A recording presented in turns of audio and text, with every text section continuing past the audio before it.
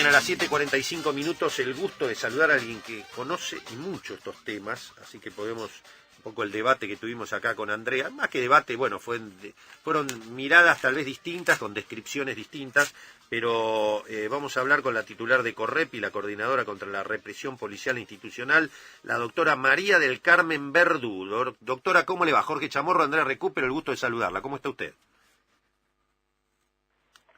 ¿Está la doctora? ¿Me escucha? Sí, ¿cómo les va? Bien, ¿cómo anda?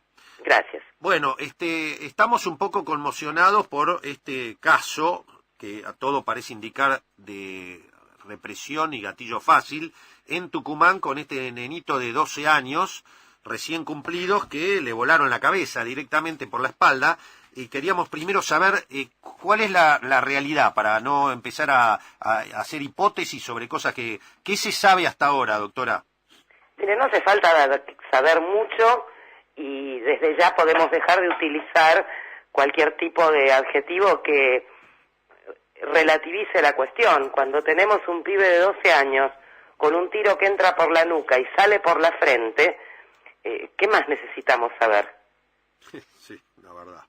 ¿Necesitamos saber si le gustaba más el chocolate blanco o el dulce de leche? ¿Necesitamos saber si había pasado algo antes que enojó al policía?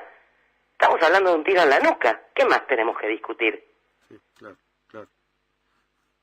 Sí, porque la policía hizo saber allí que estaban con armas de fuego, que fue un enfrentamiento. Podría haber estado con un obús. El tiro entró por la nuca. Eso se llama fusilamiento. Demuéstreme cómo alguien se puede enfrentar ofreciendo la nuca al oponente. Ya hemos discutido esto muchas veces, en rigor de verdad lo venimos discutiendo desde hace más de 30 años, tratando de explicar siempre qué hacía la cabeza del pibe pobre en el camino de la bala.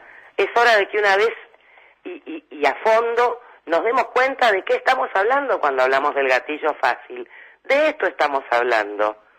Estamos hablando de un pibe de 18 años con un tiro dos tiros en la espalda o de un chico de 12 con un tiro en la nuca. Lo que haya sucedido antes ya no se puede resolver porque el propio Estado los mató a través de ese policía. ¿Qué tal? Buen día, María del Carmen. Hablábamos al principio con Jorge y me preguntaba por qué la sociedad no reacciona ante estos hechos.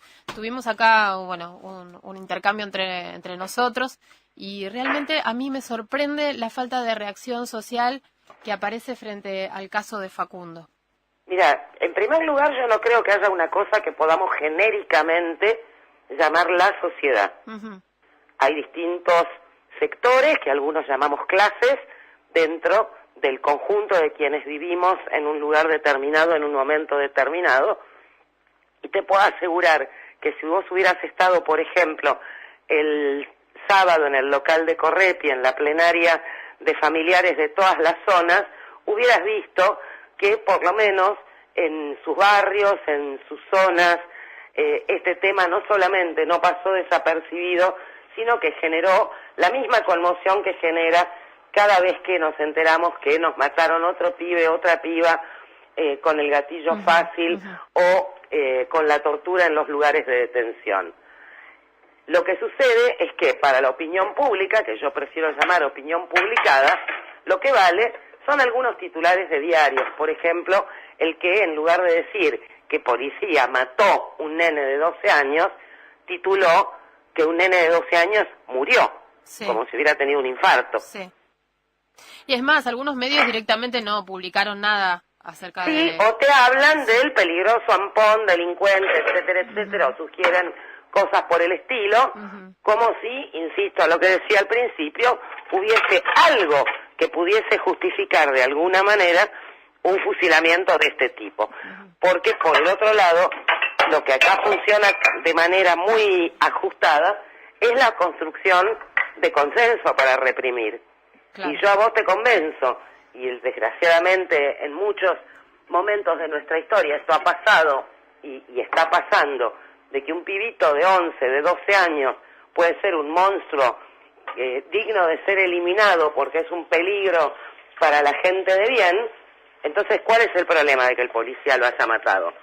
Claro, Así funciona justamente la quiesencia, el guiño social para las peores barbaridades, convenciéndote de que es necesario. Bien, ahí está. Miremos la historia. Ahí está, esa descripción es una realidad que no podemos desconocer en esa parte de la sociedad que, como vos muy bien hacés, estás marcando diferencias, pero hay una parte, sectores urbanos medios especialmente, que uno menos, sabemos que piensan uno Claro, menos. bueno, pero lo que pasa es que eso también se construye. Claro, claro. No solamente hay hijos de puta, hay quienes preparan hijos de putas. Claro, claro. Ahora, yo recuerdo un titular de un diario de tirada nacional de hace no mucho tiempo, en oportunidad de un fusilamiento parecido a este, solo que era una persona adulta, era una persona que salía de un garage robando un auto y alguien, bueno, se dieron cuenta porque de bruto que era, no vio que había cámaras.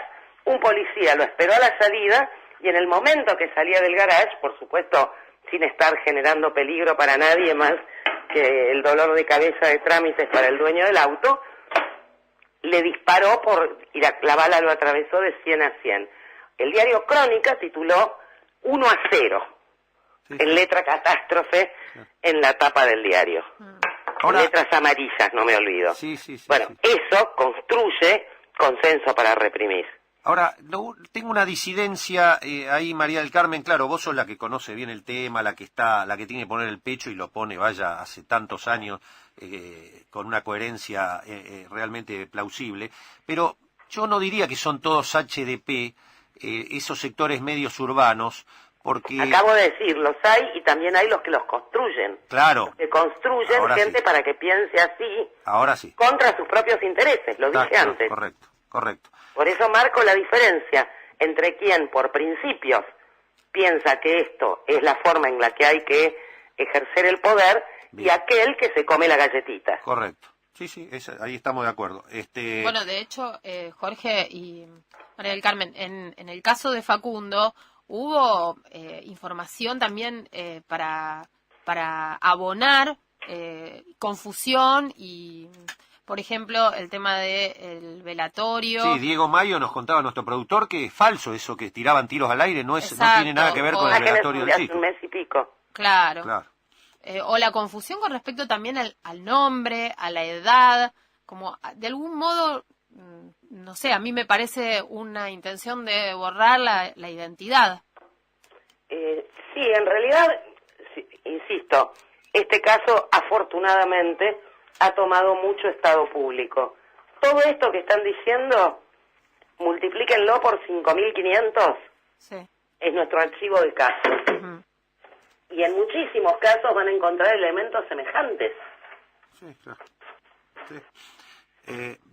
Lo último, María del Carmen, la estadística porque sé que este debate se va a dar y se da siempre, el pibe chorro, el que te roba en la calle. ¿Cuál es la estadística verdadera de cantidad de delitos y homicidios con estas edades? Mira, en realidad eso te lo tendría que contestar y seguramente no va a poder la ministra de Seguridad, porque nosotros hacemos estadísticas, en realidad contamos la cantidad de personas asesinadas por el aparato represivo estatal. De las estadísticas sobre criminalidad común se debe ocupar el gobierno. Antes hace 20 años atrás, había una página del Ministerio de Justicia donde podías acceder a las estadísticas de la Secretaría de Política Criminal. Desde hace más de 20 años eso se eliminó, desapareció, 15 años más o menos. Por 2003-2004, cuando Schiaffardini era secretario de Política Criminal, desapareció esa estadística pública de la página del Ministerio. De manera que no te puedo contestar esa pregunta.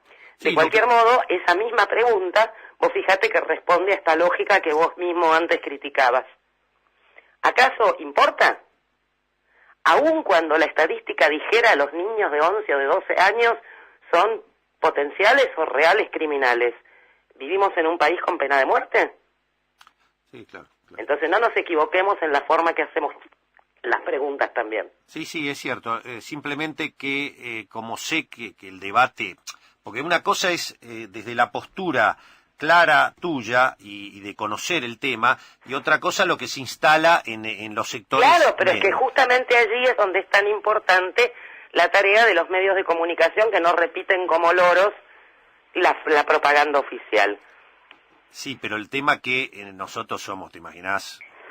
Un granito de arena en medio de la playa del Caribe, y de los medios en enero, el 31 de enero del año 2009, desapareció un pibe en La Matanza, en Lomas del Mirador, sí. Y solamente los medios de comunicación independientes, autogestivos, comunitarios, alternativos, como los quieras llamar, a las pocas horas estaban dándole un espacio a la mamá y a la hermana.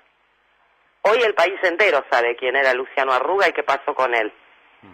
Sí. Pero eso lo logró instalar el esfuerzo que hizo la prensa alternativa. Entonces no nos echemos abajo. Sí, está muy bien, y gracias a la garganta poderosa que conmovió con la carta de la abuela, por ejemplo, nosotros nos hemos enterado, y a través de algún otro medio. Bueno, en fin, el debate es interesante, porque de alguna manera, como todos los movimientos de conciencia, va abriendo la idea, y hay que ponerlo en el tapete, porque lamentablemente esto de el pibe chorro está instalado, y es así, guste o no guste, es así, hay que combatirlo con la verdad. Por eso a veces la estadística también ayuda, pero bueno, en este caso no hay mayor duda, como vos decís, ¿no? Es un tiro por la espalda. Así es.